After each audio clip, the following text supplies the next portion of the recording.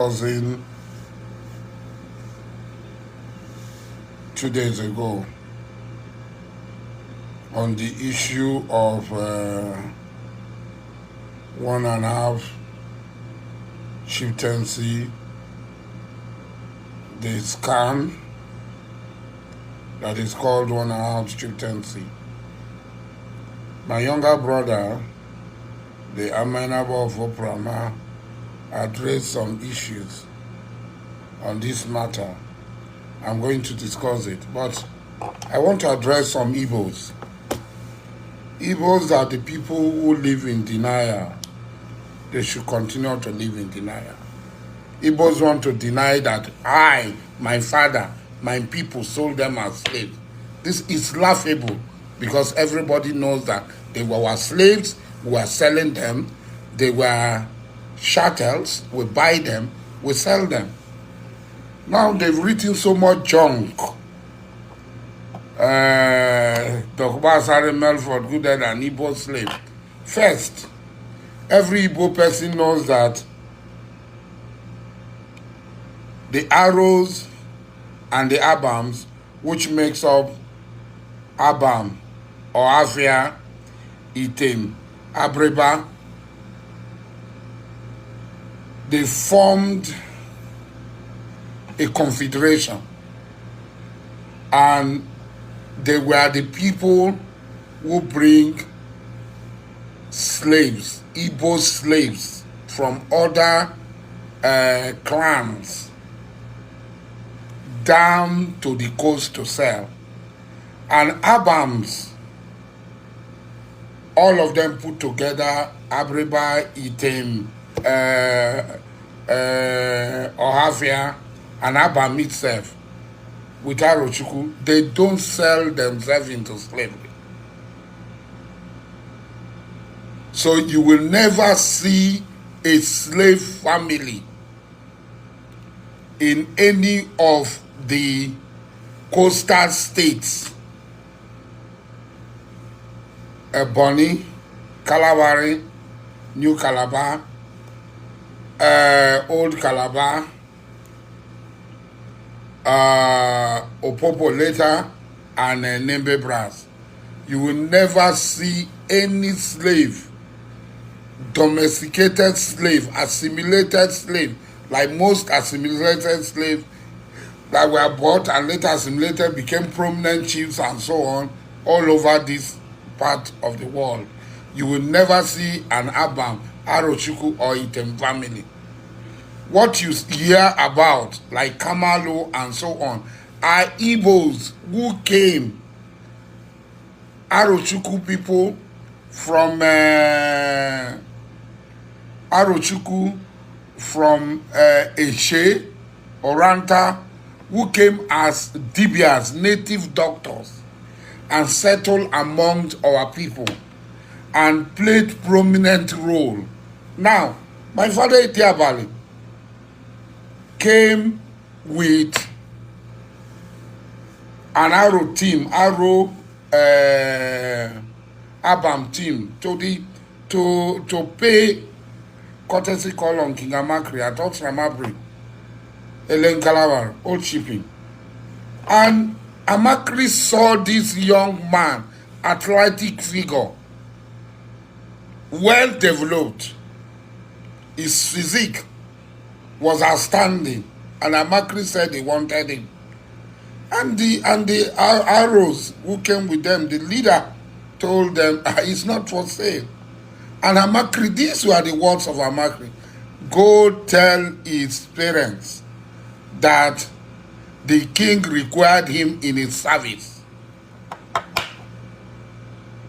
That was how Ediabali became a Calabari man.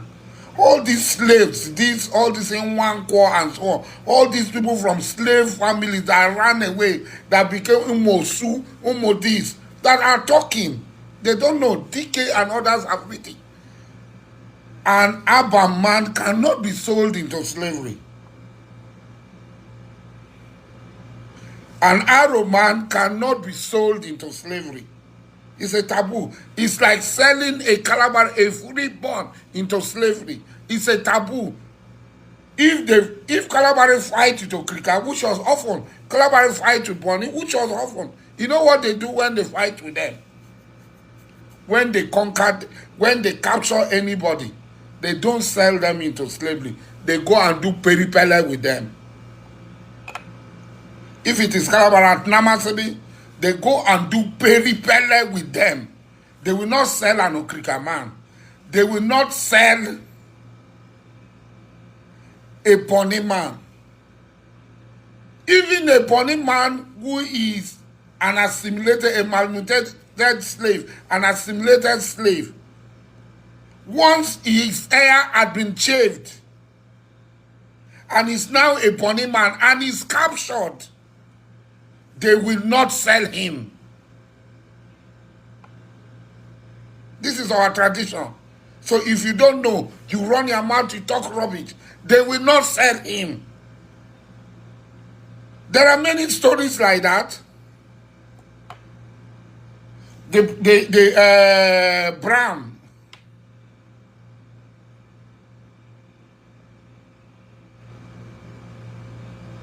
Omuso,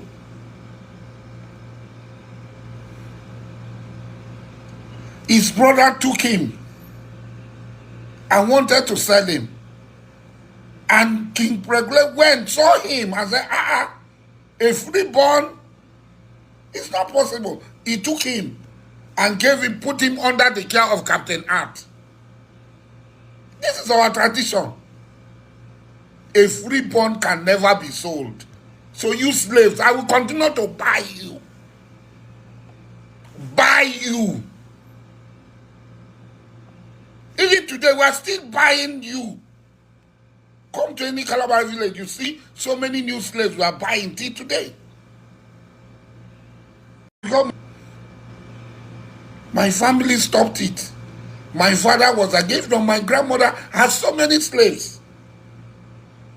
My father liberated all of them and asked them to. Some of them some of their children are in the US, answering our name, calling us on the phone as their uncles and their cousins. And as the head of the family, they remain part of my possessions.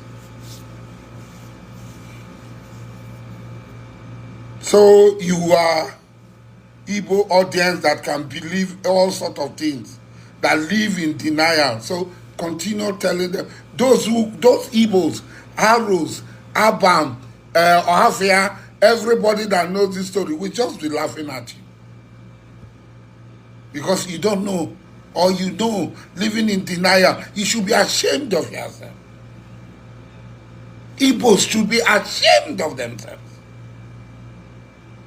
for their dark history and their present history.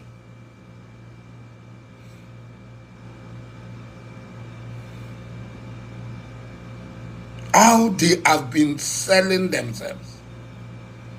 So you make people to believe an Igbo did it. Yes, I have Igbo slave blood flowing in my vein, but not my father. There are domesticated Igbo slaves that were brought. It's natural among them. My great-grandmother Oyiridia was bought.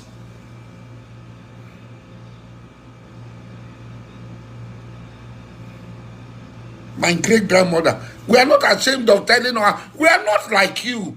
My great-grandmother Oyiridia was bought by Akabo, who himself was an Igbo.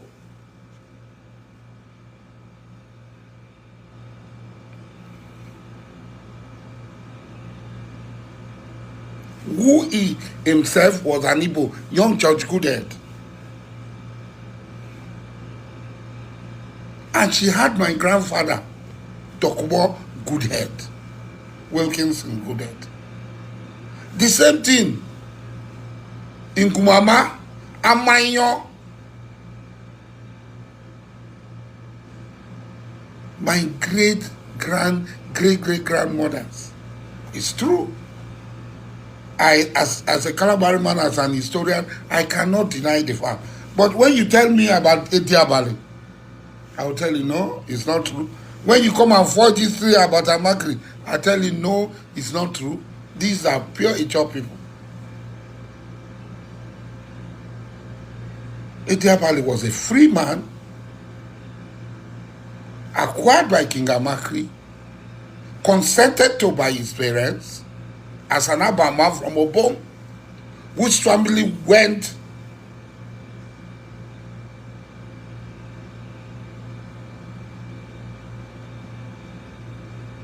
to settle at Obosi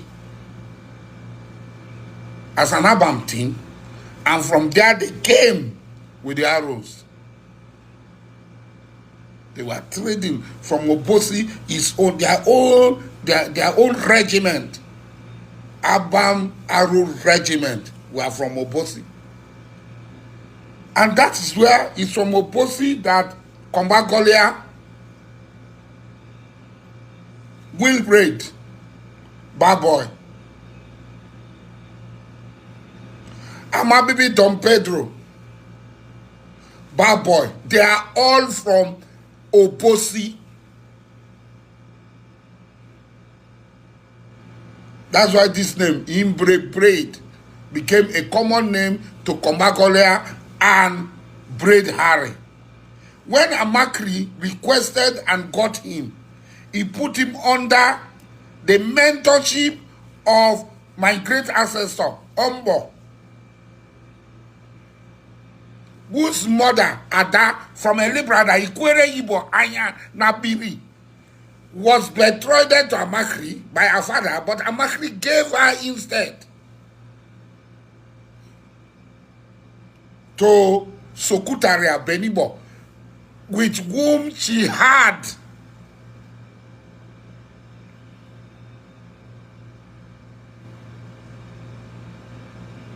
Ombo Harry and his brother Debo Harry Amakri. We had them. So this is my history. There is no corner there. So you are lying, you are writing. Igbos, everybody knows. So they make caricature of you. A lying nation.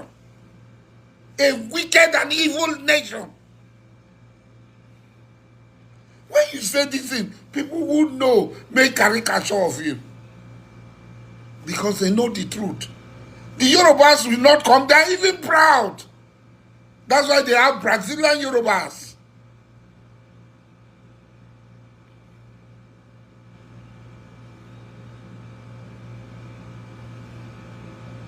They have their Jai Crowders.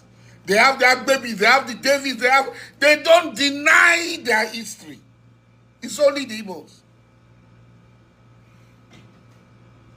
It's only the Igbos that deny their history. They deny the dark side of their life, the dark side that they are living till today, of organ trafficking, of drug trafficking, of forgeries, of all sorts of evil all over the world. I was in Vietnam. People will be asking you, are you Igbo? I was in South Korea. People will be asking you, are you Igbo? That's how the Igbo people have disgraced the black man all over the world. Yes, a few Igbo people are excelled. A few Igbo people are excelled because they have this. The end justify the means. So every business, whether it is religion, whether it is drug, whether it is education, whether they go into it, because their measurement of success is wealth, is money. Morality does not exist in Igbo society.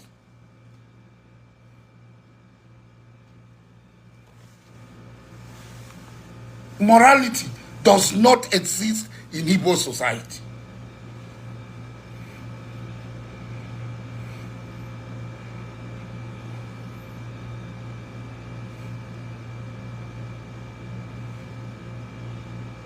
Has he made it?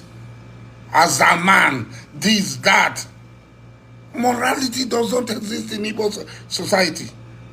As an Amakri, I know the name of my father. I cannot do anything that will bring a stain, a dent to that name, would have survived for years. And any Amakri who does anything, we know how to deal with the person. We know how to deal with that Amakri.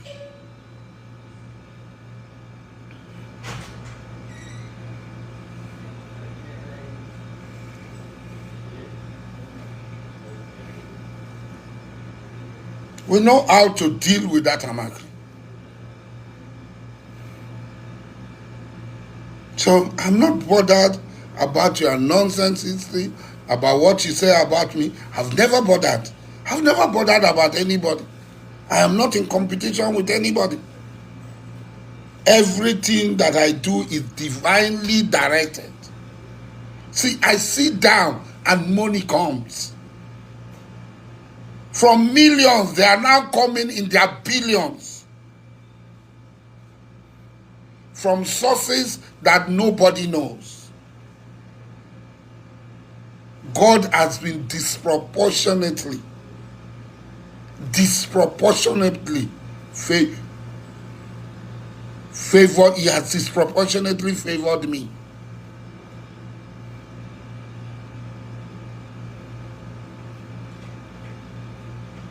There's nothing any man can boast of. I drink now.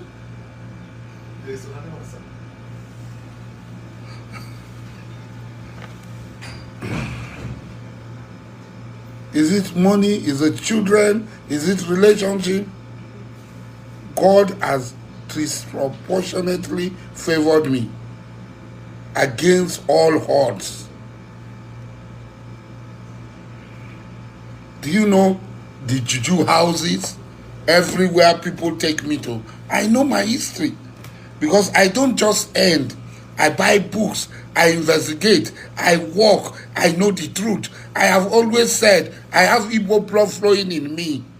But to call me Igbo slave, and your people will be there. Oh, do I even care? I don't care. Let me come to my younger cousin, who is now the Amainaba of Obrahman. See, whenever we are doing something, we should do it in such a way that we should stand by the truth. There was nothing like 1.5 chiefs. They've never existed. This is a scam. I have said it. Now, these people have one. The books are available now. You are a lawyer, a surveyor.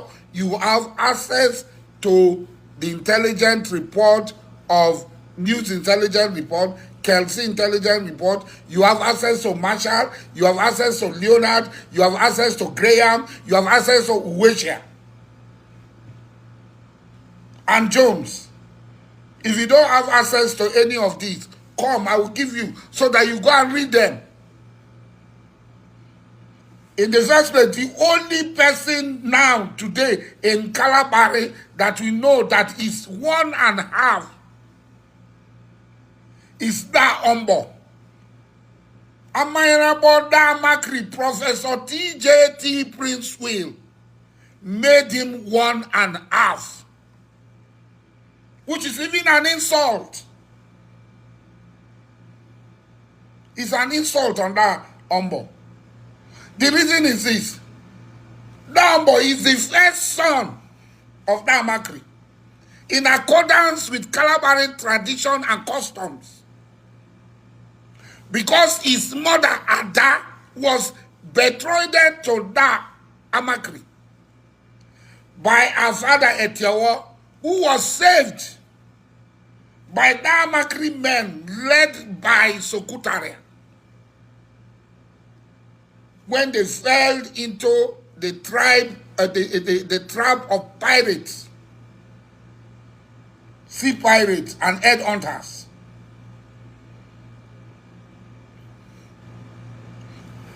That Makri now gave the wife that was given to him by Calabar tradition, any children that this woman gave birth to through the person she is entrusted to, that is Calabar, is the original owner child. And that's my own history too. That's why Wilkinson Dokubo Gooded is Gooded. It's not young honey.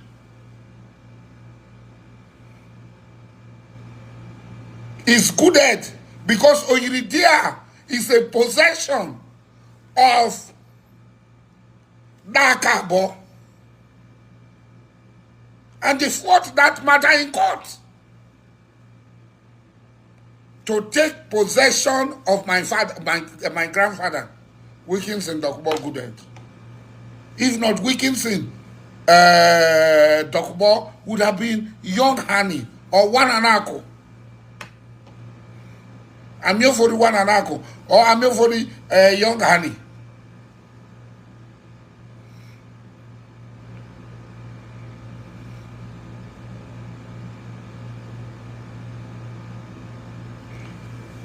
When the Okrika invasion of Tonsarama after they came, when the Makri arrived from the attack, from the ambush, after the death of the people, what he was asking for, where is Ada? Where is Ada? Is recorded by all camps. Their Makris and others who are opposed to them recorded this history. And he's told, where is Ada? Where is Ada? Where is Ada? And when they found her in the Mburukanakana, and they brought her out, she has already given birth. The umbilical cord had not been severed. They severed the umbilical cord. That Makri lifted up the new child, the newborn baby of all time. Osibanjo is the biggest Judas of all time. Because somebody brought you and then you turn back. Abba. Because of the good that what you did for me, to me, in my hours of trial, I am ready. I have staked my life. I am ready to fight because I believe that if he can do it for me, he can do it for all Nigeria. I did not lobby him. I did not call him. I was in prison, and as a friend, he got consigned and worked and did everything and gave comfort to my children, gave comfort to my household. And when I came out, then send me for medical treatment, send me to Arch. I am eternally grateful to him by the grace of God. And there is nothing in this world that I will not stand by him. I am not looking for appointment. I am not looking for anything from him. If I am looking for something, I'm looking for other people who because I called them and they followed me. Nnamdi Kanu does not have money to give to me. I can tell you that I'm a billionaire.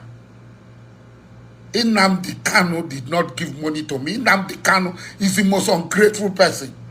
And if today, because Biafra will never be,